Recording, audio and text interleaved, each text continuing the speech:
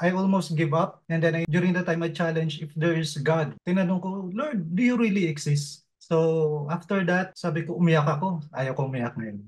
Umiyak talaga ako ng sobra. Sabi ko, grabe, ginagawa ko to para naman sa family ko. Totoo ka ba talaga?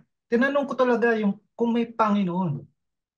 And then alam niyo yung anong nangyari? After a month, may letter ako na-receive. Yung letter na yon ay letter from the cousin of my father. Nagpadala siya. We met one time lang. Umuwi siya ng may tito pala ako sa Amerika. Ah, 17 years sa US, hindi umuwi. Umuwi lang minsan kasi namatay yung family member. Nagkita lang kami, hi, hello lang. Yun pala, close sila ng papa ko, yung ng father ko.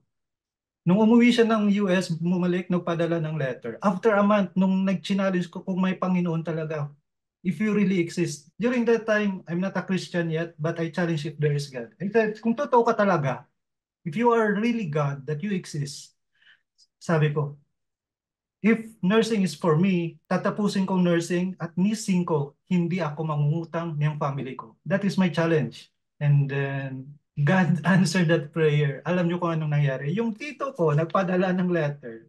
Sinabi niya, in Cebuano language pa yun. Sabi niya sa letter, Dong, ipadala mo yung name mo dito sa akin. Ipadala mo yung bank account ng school mo. And then, ipadala mo lahat kung sino yung ATM, ano yung account number ng school mo kasi ako magbabayad ng full ng tuition mo. Nung binabasa ko yun, sabi ko, hindi na ako nakabasa.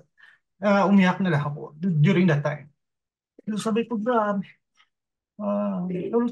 Talagang totoo pa lang may Panginoon.